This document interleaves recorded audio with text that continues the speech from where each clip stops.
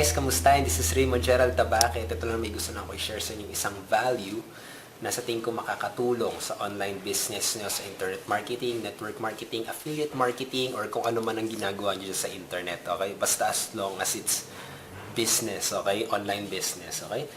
So, ito lang naman guys, gusto ko lang i-share sa inyo isang value, okay? Na napakahalaga when it comes to making money online, okay? Either it's your business, online business, or online seller ka. Napakahalaga nito, this is objections, okay? Ang pag-answer ng objection.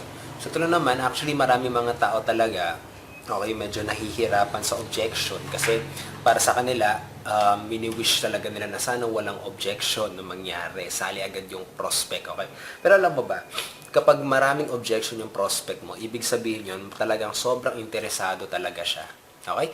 Medyo kabahan ka na kapag wala siyang objection kasi medyo wala na, parang hindi ganun kataas yung desire niya. Parang siya yung mga, mostly, majority, sila yung mga tipong sumali agad tapos or nag-pay in agad, okay, or bumili agad tapos wala namang gagawin, okay? Mostly, I'm not saying na lahat, pero majority.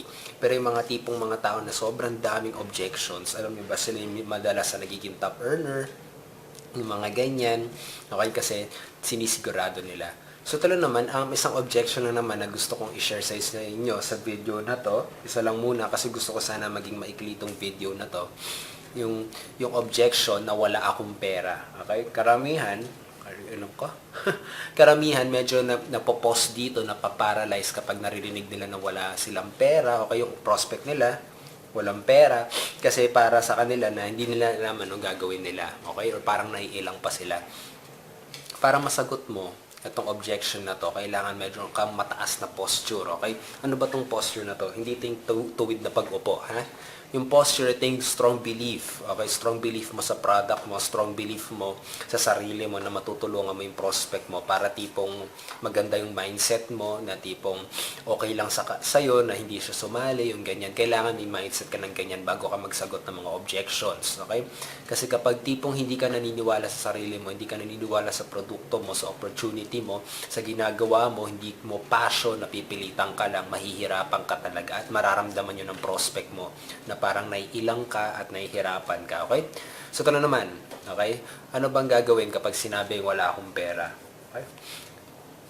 Ang kailangan mo malaman dito, okay, sa totoo lang kasi ang pera, it's a myth, okay? Myth talaga yan, okay? Lahat ng tao may pera yan, okay? Gagawa ng paraan yan kapag gusto niya, okay? Myth yan, okay?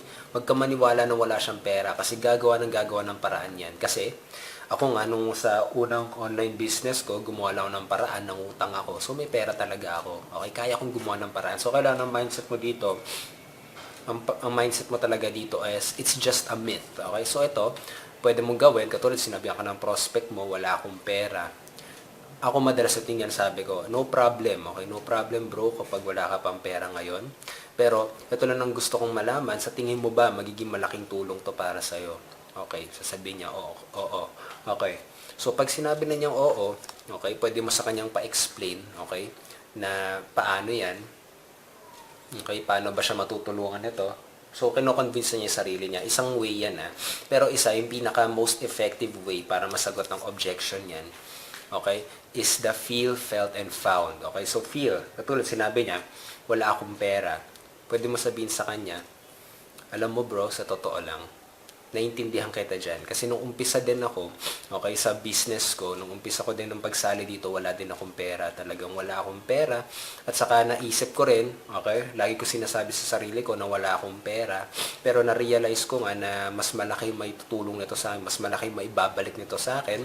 At saka na-realize ko din kasi na kapag wala akong ginawang pagbabago, okay, wala akong ginawang pagbabago, hanggang habang buhay, sasabihin ko yan na wala akong pera, yung ganyan.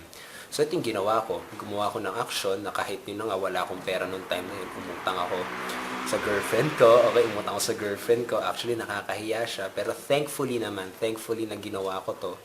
At dahil dito, yung pinuhunan ko, naging ganito na, okay, naging ganitong amount na. Kapag baguhan ka pa lang, pwede mong sabihin. At thankfully naman, okay, na gumawa ako ng paraan, gumawa ako ng action, okay, kasi at least, 'di ba, alam kong gumawa ako ng pagbabago. Ngayon tanungin kita, sa tingin mo ba itong opportunity na to, itong online business na to, makakapagbigay ba ng pagbabago sa inyo, sa'yo, lalo na kapag sinasabi mo wala kang pera, okay?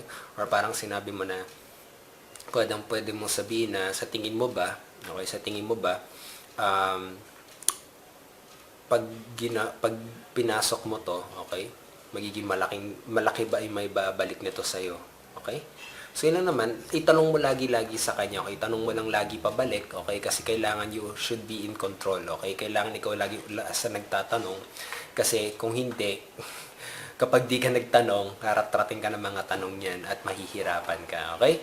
So I hope nakatulong na maigi tong video na to, tong hilamok.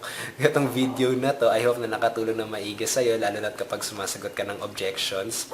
So ito na naman, hindi pala sagot, i-handle, okay? So ito na naman, I hope you click the like button, you leave your comments below, you share this content. Kung gusto mo pang natutunan, okay, personally, makilala ako at mag-usap tayo kung paano kita tutulungan. Type mo lang sa search bar sa Facebook, Raymond Gerald Tabaque, okay? Or go to my blog, www.raymondgeraldtabaque.com, okay? So na naman, I hope na katulong na maigi sa'yo to. Keep on learning and success will truly follow you. Have a great day. Have an awesome day. This is once again Raymond Gerald Tabaque at kita-kits again on the next video vlog. So bye for now, guys. Have a great day. Bye.